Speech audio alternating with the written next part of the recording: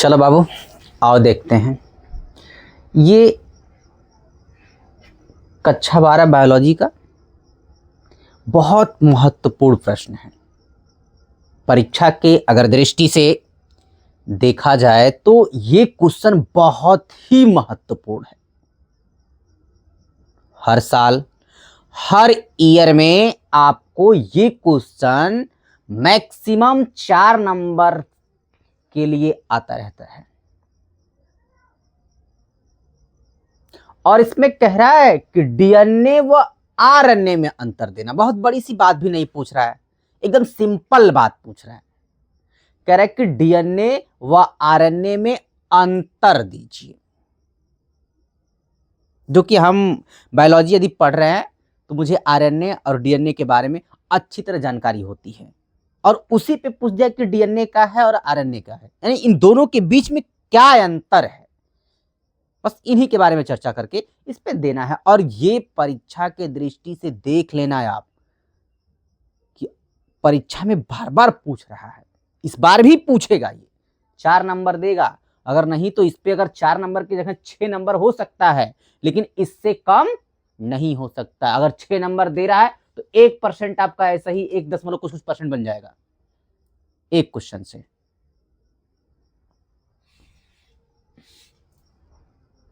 फिर आते हैं, देखते हैं। कर डीएनए यानी डेऑक्सीराइबोन्यूक्लिक अम्ल और राइबोन्यूक्लिक अम्ल में का अंतर है। इनका पूरा नाम है डीऑक्सीराइबोन्यूक्लिक अम्ल, ये है राइबोन्यूक्लिक अम्ल। अम्ल भी आप कह सकते हैं, एसिड भी कह सकते हैं, जो शब्द आपको अच्छा लगे वो यूज कर सकते हैं। अम्ल भी कह सकते हैं और एसिड भी कह सकते हैं। आइए देखते हैं पहले क्या कह रहा है डीएनए में। देखते हैं पहले नंबर पे कह रहा है ये प्रायः केंद्रक व कुछ कोशिकांगों में पाया जाता है। डीएनए कहां पाया जाता है? कह रहा है कि प्रायः किसमें? केंद्रक व कुछ कोशिकांगों में। केंद्रक और कोशिकांगों में कौन पाया जाता है? डीएनए। क्योंकि आपको मैंने वंशागति के आणविक आधार में प्रश्न बनाए थे, उस पर दिया था कि वंशागति का आणविक आधार, और उसमें कहा था कि हम अपने वंशागति का आणविक आधार चेक करने के लिए कहा जाए, तो उसमें एक वैज्ञानिक थे रॉबर्ट हुक महोदय। उन्हें कहा था कि यदि आपको वंशागति का आणविक आधार चेक करना है तो उसमें ये आपको पता लगाना है कि आपके वंशागति आनुवंशिक पदार्थ कहां पे उपस्थित है। तो उन्होंने कहा था कोशिका में। तो आनुवंशिक पदार्थ किसको बताया था? डीएनए को। किसको बताया था? डीएनए को। और ये कहां कहा था कि कोशिका के केंद्रक पे स्थित है उस पे, और यहां कोशिकांग, यानी आपको केंद्रक और कुछ कोशिकांगों में पाया जाता है। कौन? डीएनए। आरएनए को देखते हैं। आरएनए क्या करा है? केंद्रक में बहुत कम आरएनए पाया जाता है। यहां कह रहा है कि केंद्रक में पाया जाता है, यहां कह रहा है केंद्रक में बहुत कम पाया जाता है, लेकिन बहुत कम। किसके? डीएनए के सापेक्ष आरएनए में कम पाया जाता है। इसकी अधिकांश मात्रा कोशिका द्रव्य में। अब देखिए ये अंतर हो गया। ये कह रहा है कि कोशिकांगों में, और ये कह रहा है कि कोशिका द्रव्य में। अंतर भी समझ में आ रहा है आपको? यहां कह रहा है कि केंद्रक में प्रायः पाए जाते हैं, यहां कह रहा है केंद्रक में कुछ मात्रा पाए जाते हैं, और यहां कह रहा है कि कोशिकाओं में पाया जाता है, यहां कह रहा है कि कोशिका द्रव्य में पाया जाता है। जी अंतर समझ में आ रहा है ना आपको? हाँ, फिर एक बार चलते हैं रिवीजन की तरफ। कह रहा है कि डीएनए जो है ये प्रायः केंद्रक व कुछ कोशिकांगों में पाए जाते हैं, और आरएनए जो है ये कह रहा है कि केंद्रक में बहुत कम आरएनए पाया जाता है। इसकी अधिकांश मात्राएं जो होती हैं कोशिका द्रव्य में पाई जाती हैं। किसमें बोल रहा है? कोशिका द्रव्य में। आते हैं सेकंड 2 नंबर पे। देखो 2 नंबर पे क्या कह रहा है कि डीएनए जो है आपका 2 नंबर पे कह रहा है कि यह अधिकांश जीवों में आनुवंशिक पदार्थ होता है। जो कि हम पहले ही 2 मिनट पहले भी बताए थे आपसे कि डीएनए जो है एक प्रकार का आनुवंशिक पदार्थ है। तो वही बात का कि यह अधिकांश जीवों में आनुवंशिक पदार्थ है, आनुवंशिक पदार्थ है।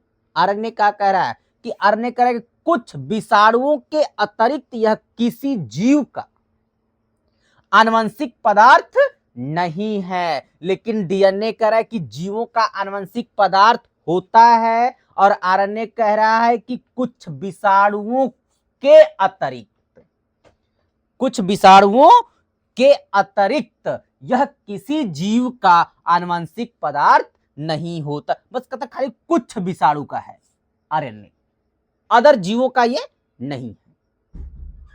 लेकिन यहां क्या कह रहा है कि अधिकांश जीवों का है। डीएनए अधिकांश जीवों का पदार्थ होता है, आरएनए जो है बस कुछ विषाणुओं का पदार्थ होता है। आप अंतर ऐसे भी लिख सकते हैं, डीएनए है, डीएनए में आप अंतर दे सकते हैं कि डीएनए जीवों में आनुवंशिक पदार्थ है। इसमें दे सकते हैं कि आरएनए कुछ विषाणुओं के अतिरिक्त किसी जीवों का आनुवंशिक पदार्थ नहीं है। थर्ड नंबर देखते हैं, थर्ड नंबर यहां पे ये क्या कह रहा है, कुछ विषाणुओं को छोड़कर यह प्रायः द्विरज्जुकी होता है। कह रहा है कि कुछ विषाणु को छोड़कर, ऐसे तो विषाणु बहुत से हैं लेकिन उसमें कुछ विषाणुओं को छोड़कर बकिया यह प्रायः द्विरज्जुकी होते हैं। जीवाणु बहुत होते हैं, उनमें कुछ ऐसे जीवाणु होते हैं जो एक रज्जुकी होते हैं, लेकिन उसके बाद की जितने भी जीवाणु होते हैं सब द्विरज्जुकी होते हैं। और उनमें कौन पाया जाता है, डीएनए। कौन होता है उसमें, डीएनए। आरएनए में देखते हैं थर्ड नंबर, ये कह रहा है कि कुछ विषाणुओं को छोड़कर यह प्रायः एक रज्जुकी होता है। अब देखिए यहां द्विरज्जुकी था, यहां क्या हो गया, एक रज्जुकी। क्या कह रहा है कि कुछ विषाणुओं को छोड़कर आरएनए में पाए जाने सभी एक रज्जुकी होते हैं। यहां कह रहे हैं कुछ विषाणुओं को छोड़कर सभी डीएनए में पाए वाले द्विरज्जुकी होते हैं। आप अंतर में ऐसे भी डिफरेंस कर सकते हैं कि द्विरज्जुकी डीएनए में पाया जाता है, एक रज्जुकी आरएनए में पाया जाता है, ऐसे भी आप बोल सकते हैं। चौथा नंबर देखिए, इसमें डीऑक्सीराइबो शर्करा होती है। किसमें होती है, डीएनए में। डीएनए में हमारा क्या, डीऑक्सीराइबो शर्करा होती है। आरएनए में कह रहा है कि राइबो शर्करा होती है।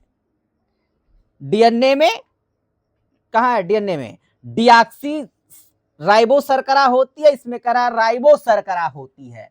साहब आर राइबो शर्करा, यहां पे डी डीऑक्सीराइबो शर्करा। जी, इसमें डीऑक्सीराइबो शर्करा होती है, उसमें राइबो शर्करा होती है। 5 नंबर पे देखिए, बोलते रहो बीच बीच में अगर नहीं समझ में आ रहा है तो। 5 नंबर, इसमें नाइट्रोजनी क्षारक थाइमीन पाया जाता है। क्या कह रहा है कि डीएनए में नाइट्रोजनीय क्षारक थाइमीन पाया जाता है। लेकिन आरएनए में क्या कह रहा है कि इसमें थाइमीन के स्थान पर यूरेसिल पाया जाता है। देखा भैया, यहाँ थाइमीन के स्थान पर यूरेसिल पाया जाता है, यहाँ कह रहा है कि थाइमीन के स्थान पर कहाँ है, थाइमीन स्थान, थाइमीन पाया जाता है भैया नाइट्रोजन क्षार में। हाँ, नाइट्रोजन क्षार को भी देखते रहिए, अंतर भी समझते रहिए, का अंतर बोल रहा है। देखिए इसमें कह रहा है कि नाइट्रोजनी क्षार थाइमीन पाया जाता है, लेकिन इसाफ हटा दिया कि यहाँ थाइमीन के स्थान पर यूरेसियन पाया जाता है, यूरेसियल पाया जाता है। हाँ अच्छा आगे देखो, नेक्स्ट क्वेश्चन कह रहा है कि यह स्वद्विगुणन द्वारा नए डीएनए अणु बनाता है। स्वद्विगुणन मतलब स्वयं। देखिए भैया, यह स्व कर रहा है यानी कि स्वयं, ये द्विगुणन द्वारा नए डीएनए बनाता है। लेकिन आरएनए क्या कह रहा है कि यह प्रायः स्वतः द्विगुणन नहीं हो सकता है। ये अकेले डीएनए बना सकता है, लेकिन ये अकेले डीएनए आरएनए को नहीं बना सकते हैं। आप अपने ठेठ भाषा में भोजपुरी में समझ सकते हैं कि डीएनए जो है अकेला अपना डीएनए नया तैयार कर सकता है, आरएनए जो है ये अकेला आरएनए तैयार नहीं कर सकता है। ये समझने के लिए मैं आपको बोल दिया। आइए 7 नंबर पे देखते हैं कह रहे कि कोशिका में इसकी मात्रा निश्चित होती है। सिंपल से बात है, हम सभी लोग मानव है, हम लोग में भी है। अब सभी लोग यहाँ बैठे जितने लोग हैं सभी लोग मानव ही हो और सभी लोग में है। हाँ, तो देखिए ये कह रहा है कि कोशिका में इसकी मात्रा एकदम निश्चित होती है, लेकिन आरएनए की बात कर रहा है तो कह रहा है कोशिका में इसकी मात्रा भिन्न भिन्न होती है। यहाँ निश्चित आरएनए निश्चित है, सब में है, क्योंकि अगर मुझे अपने वंशागति का आणविक आधार चेक करना होगा तो मैं डीएनए लूंगा, आरएनए को नहीं, क्योंकि इसमें कोई भी मात्राएं निश्चित नहीं है, भिन्न भिन्न है, अलग अलग से दिखाई दे रहा है। लेकिन यहाँ क्या करे कि एकदम निश्चित है, इसमें कोई अलग नहीं है। आगे देखते हैं, 8 नंबर पे आइए। कह रहा है ये प्रोटीन के संश्लेषण के लिए आरएनए पर निर्भर होता है। डीएनए हमारा जो है वो प्रोटीन के लिए, यानी प्रोटीन संश्लेषण के लिए वो आरएनए पे निर्भर होता है। कहे कि डीएनए के लिए भी प्रोटीन तो चाहिए बनने के लिए, तो उस पर क्या करा, ये किसके लिए निर्भर होते हैं, आरएनए पे निर्भर होते हैं। और इधर देखिए ये करा, ये सीधे प्रोटीन संश्लेषण के लिए कुट लेखन करते हैं। ये कोई पर निर्भर ना हो, आरएनए खुद उस पे कुट लेखन कर रहा है। हाँ, यहां कर कि प्रोटीन संश्लेषण के लिए ये आरएनए पे डिपेंड रहते हैं डीएनए महोदय जी। हाँ, और ये कह रहा है कि आरएनए हम नहीं उस पर डिपेंड, हम खुद प्रोटीन संश्लेषण के लिए कुट लेखन करते हैं। आइए देखिए एक बार फिर से ऊपर चल देते हैं। देखिए कह रहा है कि डीएनए व आरएनए में अंतर, मैं पहले ही बार आपको कहा था कि आपके एग्जाम में बहुत महत्वपूर्ण क्वेश्चन है। हर साल इस क्वेश्चन को 4 से 6 नंबर तक के अंतराल में पूछता है। अगर 6 नंबर के अंतराल में पूछेगा तो आप जान लीजिए कि 1% आपका ऐसे ही तैयार हो गया। बहुत बड़ा सा क्वेश्चन भी नहीं है। हाँ, ये मेरा क्वेश्चन आंसर भी दिए हैं और आपको मैंने समझाया भी। यदि आपको मेरा वीडियो पसंद आ रहा है तो आप एक बार लाइक जरूर करें और हमारे चैनल को भी सब्सक्राइब करें और इसको ज्यादा से ज्यादा शेयर करें। यदि आपको इस पाठ में या इस क्वेश्चन के अंतर्गत कोई भी समस्या उत्पन्न हो रही है तो आप हमारे कमेंट में कमेंट जरूर करें। जब कमेंट करेंगे मैं भी पढ़ूंगा, तो मैं आपको भरसक कोशिश करूंगा कि वीडियो फिर से अपलोड करके समझाने का कोशिश हो। ठीक, तो अगली बार फिर मिलते हैं अगले वीडियो में।